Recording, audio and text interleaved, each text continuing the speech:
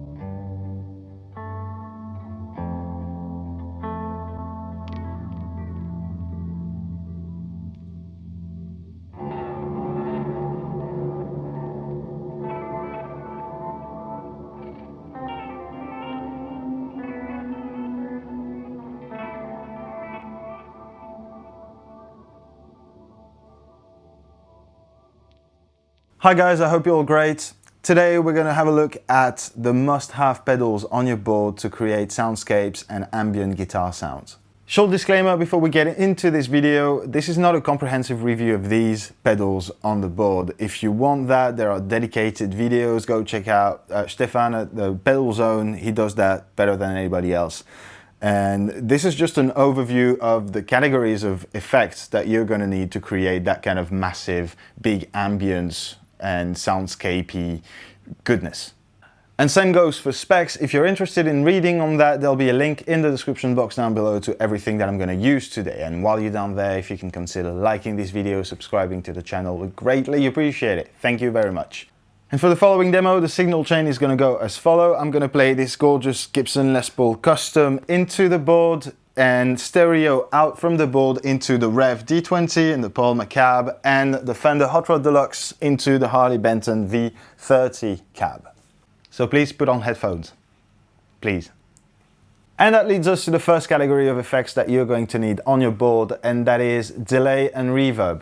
It goes without saying that you cannot possibly go into ambience and massive guitar sounds without mentioning delay or reverb. Fortunately, it doesn't necessarily mean that we have two separate pedals on the board. A lot of companies have got onto that modulated reverb delay trend and put both of them in one box. And that is the case with what I have on the board. That is that glorious pedal, the Cirrus Spatial Temporal Modifier by KMA Machines. Now it does look a bit overwhelming, there's a lot going on this pedal, but it's also because it's pretty far from your standard delay effect. Don't mind the other blinking lights on the board, everything is off except for the Cirrus.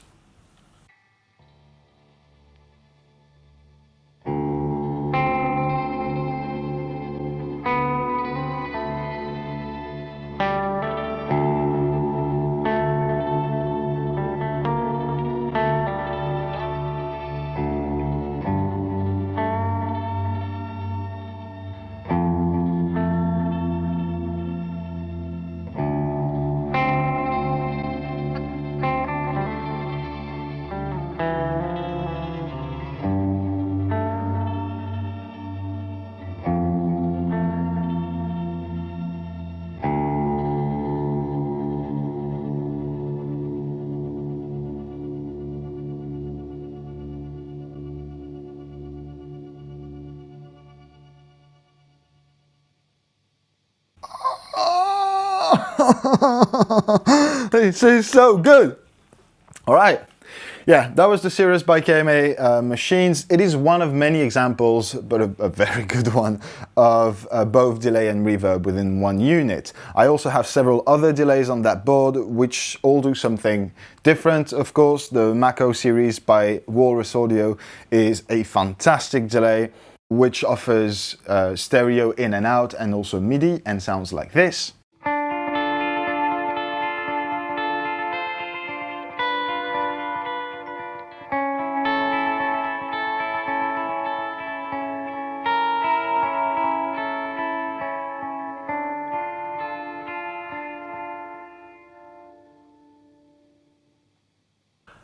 Or again, the Old Blood Noise Endeavours, which offer a completely different set of skills. This one has a killer reverse delay.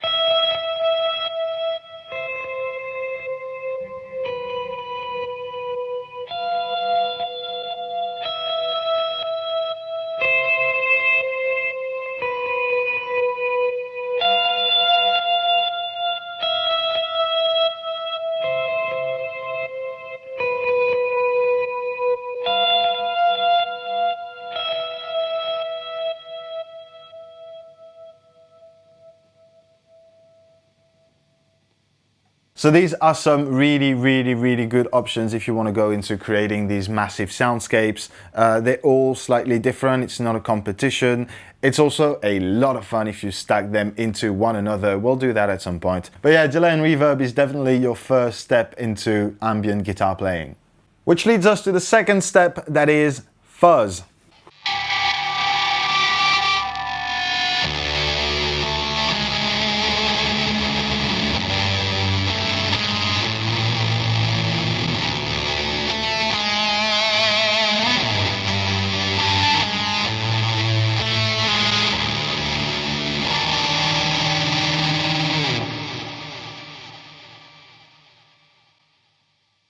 Was that nasty enough?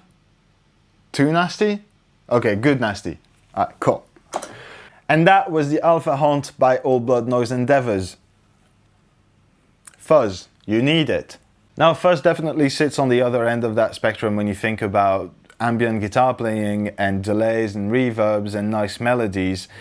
But I guess it's such a popular gain pedal in that style because it's so broad. And not only just in terms of frequency range, but also because it can get just so brutal. Now what you heard earlier was the Alpha Hunt going into the Cirrus, but if you play it on its own, it sounds like this.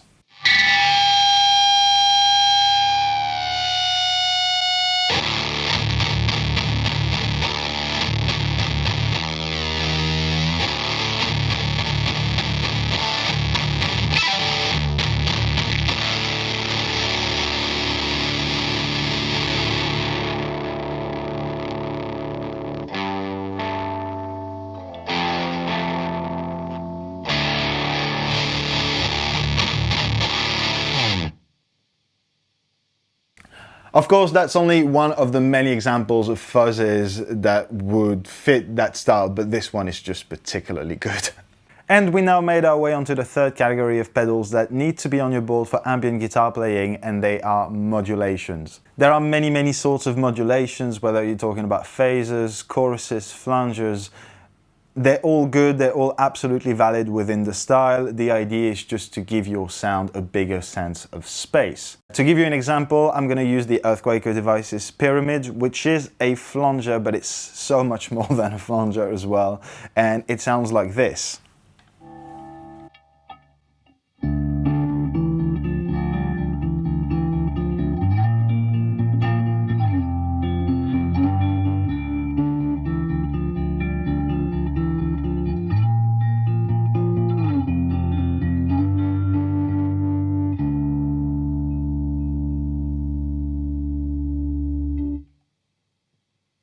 But it can also sound like this.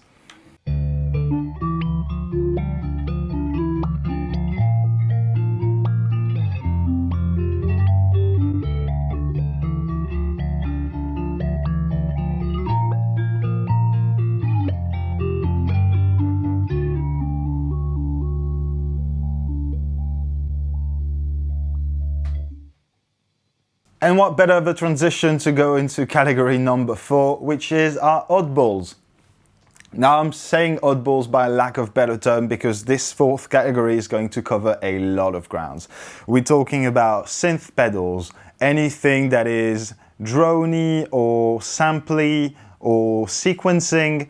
I have a bunch of examples here, and they're really good pedals to take you out of your comfort zone because they do not react like you kind of want them to, but they just take you into different places.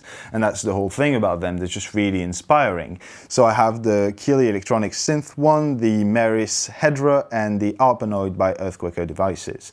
And we're gonna go through some sounds.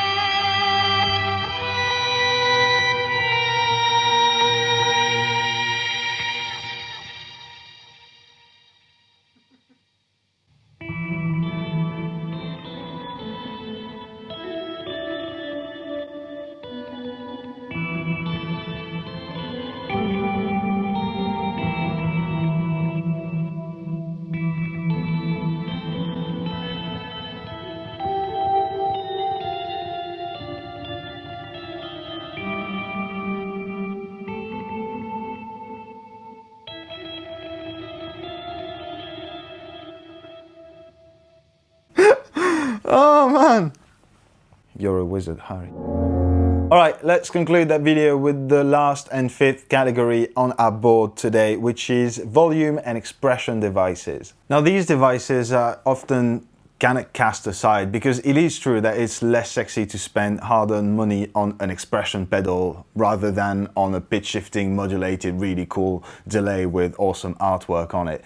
But they are nonetheless extremely useful for that kind of music because these effects, as we've proven by now, can easily get out of control, and they're really responsive to the way you pick, to the kind of guitar you're using, into what kind of amp they're going. And so these expression pedals, volume pedals, technologies like the Flexi Switch by Earthquaker Devices are really, really useful to keep that under control and in sort of a musical context. They also allow you to unlock a lot more functions out of your effects and to do things like quick changes during a set in between, well, no gain to all the gain or no delay to all the delay, or change a rate, for example, on a modulation pedal, which is really cool.